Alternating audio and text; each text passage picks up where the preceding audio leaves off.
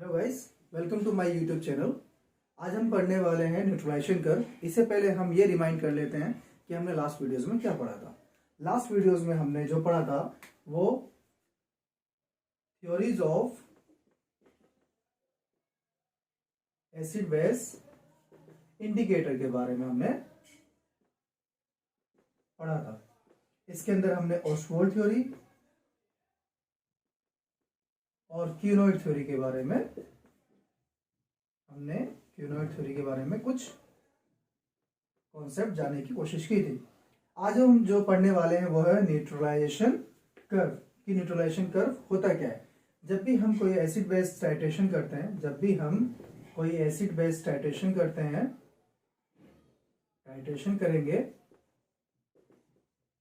इसके अंदर एसिड को या तो बेस के अंदर हम मिलाते हैं, एसिड को बेस के अंदर, या फिर बेस को एसिड के अंदर। तो इसकी वजह से हमारे कुछ पीएच चेंज आता है। इसकी वजह से एसिड को बेस में और बेस को एसिड में जब हम मिक्स करते हैं, उसकी वजह से जब हम टाइट्रेट करते हैं तब उसकी वजह से कुछ पीएच चेंज होता है। जब ये पीएच चेंज होता है तो आपका एसिडिक पीएच, जब हम बेस इसके अंदर ऐड करेंगे तो एसिडिक पीएच आपका बेस में एल्कलाइन होना स्टार्ट हो जाता है। इसकी वजह से आपका कुछ पीएच चेंज होगा। जैसे आपका एसिडिक पीएच होता है 0 to 6 और वहीं पे बेस पीएच आपका क्या होगा 2 to 7 और बेस पीएच आपका 8 to 14। ओके, तो ये एसिडिक पीएच है और ये आपका बेसिक पीएच है। तो ये आपका जो पीएच रेंज है वो चेंज होता है एसिडिक टू बेस में। ठीक, अब इसके अंदर जो हमारा न्यूट्रलाइजेशन कर्व जो होता है, न्यूट्रलाइजेशन कर्व जैसे ही कैसे बनेगा हमारा न्यूट्रलाइजेशन कर्व, जब हम, ये हमारी पीएच है 0 to 14, ये हमारा वॉल्यूम है। जब हम वॉल्यूम, मान लो हम एसिड में एग्जांपल ले लेते हैं, एसिड के अंदर हम बेस ऐड कर रहे हैं। ठीक, तो जब भी हम वॉल्यूम ऐड करेंगे, किसका वॉल्यूम ऐड कर रहे हैं, बेस का वॉल्यूम ऐड करेंगे। जब हम बेस का वॉल्यूम इसके अंदर ऐड कर रहे हैं तो क्या होगा, धीरे धीरे आप यहां से देखेंगे, ये आपका एसिडिक पीएच कहां से स्टार्ट होता है 0 से। तो हम 1 स्ट्रॉन्ग एसिड आपका 1 2 होता है, तो हम 1 से ले रहे हैं। ये आपका हम बेस धीरे धीरे ऐड कर रहे हैं। एक पॉइंट ऐसा आएगा जहां पे आपकी ये स्टिप्स लाइन स्टार्ट हो जाती है, जिसको हम बोलते हैं हॉरिजॉन्टल लाइन। ठीक, तो ये आपका जो चेंज होता है, ये आपका पीएच चेंज हो रहा है। पीएच चेंज क्यों हो रहा है, क्योंकि आप उसके अंदर एल्काइल मींस बेस ऐड कर रहे हैं। ओके, जहां ये पीएच चेंज होता है वहां पे एक पॉइंट आता है जिसको हम बोलते हैं इक्विवेलेंस पॉइंट या फिर एंड पॉइंट। हमने बात की थी कि इक्विवेलेंस पॉइंट या एंड पॉइंट कैसे डिटेक्ट करते हैं, कौन सा इंडिकेटर यूज करते हैं। इंडिकेटर, एंड पॉइंट डिटेक्ट करने के लिए इंडिकेटर यूज करते हैं, तभी हमें पता चलेगा कि एंड पॉइंट कैसे आया। राइट, अब कुछ एग्जांपल्स हैं एसिड बेस के अंदर। एसिड न्यूट्रलाइजेशन कर्व आपके 4 टाइप्स के होते हैं। न्यूट्रलाइजेशन कर्व आपके 4 टाइप्स के होते हैं। फर्स्ट वन इज, जब हम स्ट्रॉन्ग एसिड को स्ट्रॉन्ग बेस के साथ मिलाएंगे तब कैसा कर्व मिलेगा हमें। सेकेंड वन इज, जब हम स्ट्रॉन्ग एसिड को वीक बेस के साथ मिलाएंगे तब हमें कैसा मिलेगा। थर्ड वन इज, जब हम वीक एसिड को वीक बेस के साथ मिलाएंगे। ठीक, फोर्थ वन हमारा क्या है, जब हम वीक एसिड को जब हम स्ट्रॉन्ग बेस के साथ मिलाएंगे। Strong acid with weak acid with strong base. तो इस टाइप के 4 न्यूट्रलाइजेशन कर्व हमें मिलता है। कैसे मिलेगा, जब हम स्ट्रॉन्ग एसिड को स्ट्रॉन्ग बेस के साथ।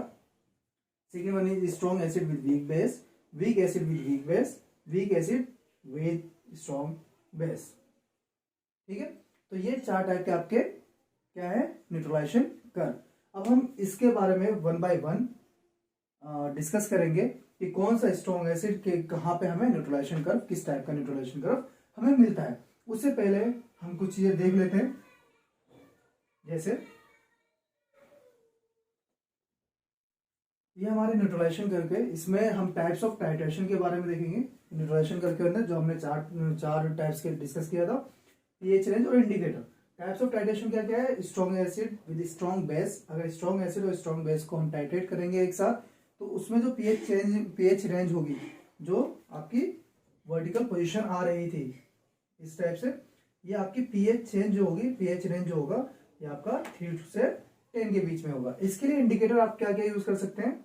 Methyl orange, methyl red, bromothymol blue, phenolphthalein, ये आप इंडिकेटर इसके लिए यूज कर सकते हैं strong acid with strong base के लिए। वहीं पे वीक एसिड और स्ट्रॉन्ग बेस के साथ जब हम टाइट्रेट करेंगे, उसकी पीएच रेंज 6 से 11 के बीच में आएगी। इसके लिए हम इंडिकेटर यूज करते हैं phenolphthalein, right. Strong acid with weak base के साथ इसकी पीएच रेंज आएगी आपकी 3 to 8। इसके लिए जो एंड पॉइंट डिटेक्ट करने के लिए आप ये इंडिकेटर यूज करेंगे वो है methyl red, methyl orange. Last one is weak acid with weak base. इसमें कोई चेंजेस नहीं आता है, नो मार्क चेंजेस, बट इसके लिए जो हम इंडिकेटर यूज करते हैं वो फिनोल रेड। इसमें जो पीएच रेंज आने के चांसेस होते हैं वो 7.2 से 8.8 के बीच में आ जाता है। तो ये आपके कुछ टाइप्स हैं, ये आपके न्यूट्रलाइजेशन कर्व के टाइप्स हैं कि कौन से न्यूट्रलाइजेशन कर्व में पीएच रेंज क्या है और इंडिकेटर आप क्या यूज कर सकते हैं। ठीक, इसके अंदर हम फर्स्ट पढ़ने वाले हैं strong acid with strong base कि आपका पीएच रेंज कहां पर आएगा और कैसे आएगा।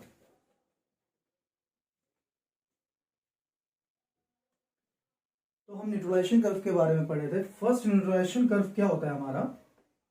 First neutralization curve with strong acid with strong base. जब हम strong acid with strong base को टाइट्रेट करेंगे एक दूसरे को, स्ट्रॉन्ग एसिड का एग्जांपल क्या है हमारा? HCl है, और स्ट्रॉन्ग बेस आपको क्या है?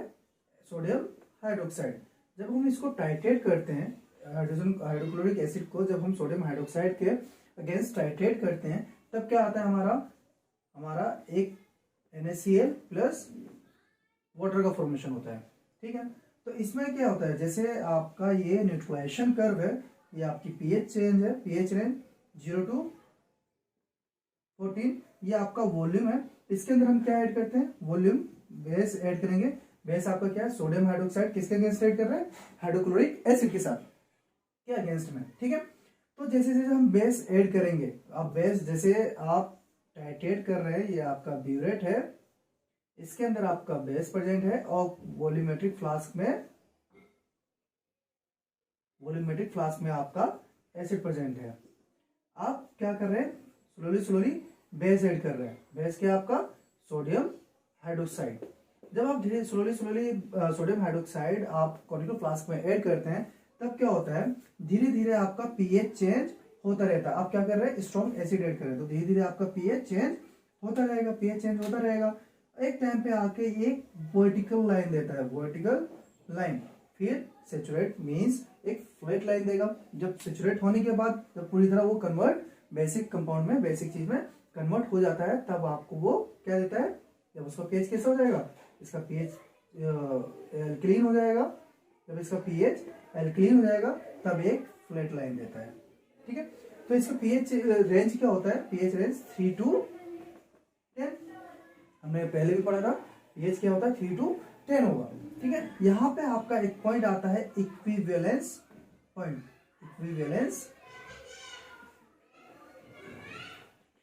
इक्विवेलेंस पॉइंट, इसको हम क्या बोलते हैं? एंड पॉइंट भी बोल सकते हैं, एंड पॉइंट।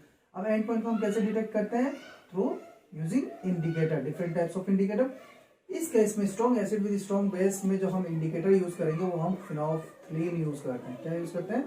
फिनोफ्थलीन या मिथाइल रेड, मिथाइल ऑरेंज भी यूज कर सकते हैं,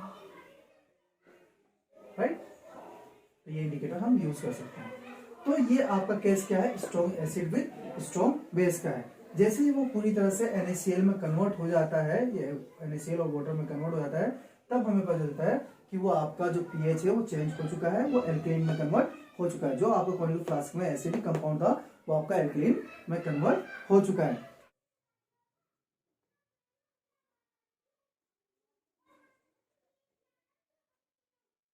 सेकंड क्या है आपका weak acid with strong base. Second आपका क्या है weak acid with strong base. इसके अंदर जो हम ऐड करेंगे वीक एसिड आपका क्या है acetic acid CH3COOH।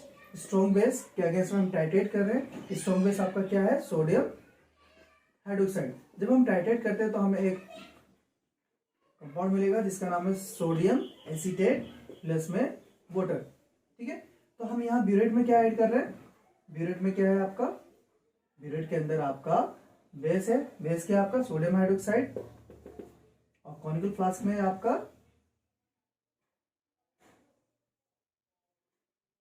Conical flask में आपका क्या है एसिड है। एसिड क्या है आपका weak acid CH3COOH means acetic acid. तो ये है। तो न्यूट्रलाइजेशन कर्व कैसे बनेगा आपका, न्यूट्रलाइजेशन कर्व ये आपका पीएच है, पीएच रेंज है 0 to 14। यहां वॉल्यूम ऐड करेंगे, कौन सा वॉल्यूम ऐड करें बेस। बेस आपका क्या है, बेस क्या है आपका सोडियम हाइड्रोक्साइड। आप ये ऐड करें बेस सोडियम हाइड्रोक्साइड राइट। तो जैसे जैसे आप वीक एसिड है तो वीक एसिड आपका कहां से स्टार्ट होगा 5 to 6 पीएच होती है इसकी।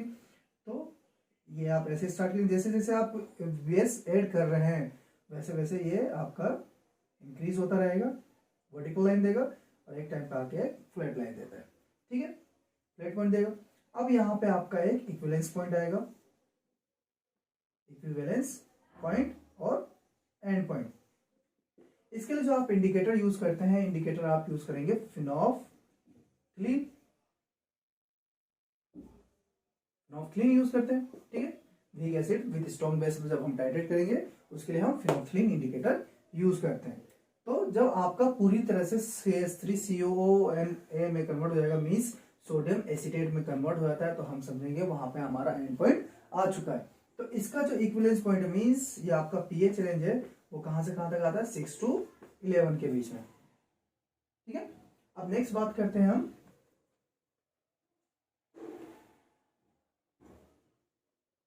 नेक्स्ट है आपका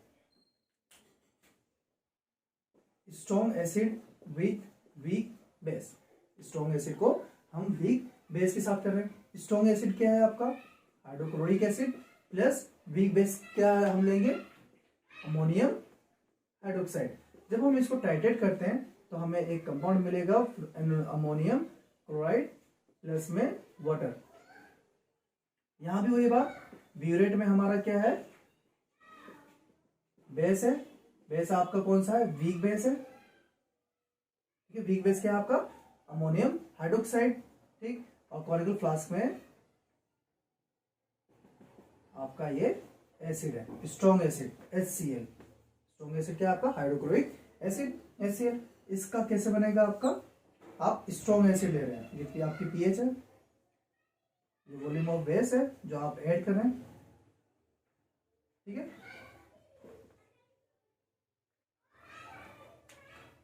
इसमें जैसे ही आप स्ट्रॉन्ग एसिड के अंदर स्ट्रॉन्ग एसिड में जैसे ही आप वीक बेस ऐड कर रहे हैं तो आपका कुछ इस टाइप से कर्व आएगा।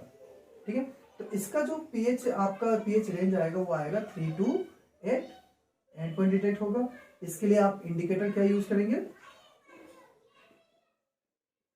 इंडिकेटर क्या यूज करना है आपको मिथाइल रेड और मिथाइल ऑरेंज। मिथाइल रेड और मिथाइल ऑरेंज यूज करते हैं। अब नेक्स्ट पॉइंट जो है आपका next and last one is with weak acid with weak base। weak acid अब क्या लेंगे, weak acid आपका आ गया एसिटिक एसिड और weak base आपका किसके अगेंस्ट में कर रहे हैं अमोनियम हाइड्रोक्साइड। तो जब हम weak acid और weak base के बीच में करते हैं तो यहाँ पे कुछ चेंजेस आपका नहीं आता है, कुछ शार्प मार्कली चेंजेस नहीं आता जिसको हम आइडेंटिफाई कर पाए। तो ये आपका कुछ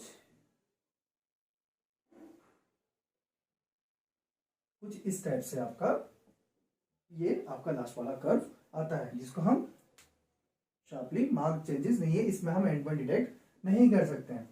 ठीक है, तो ये आपके 4 कर्व्स थे। कौन कौन से,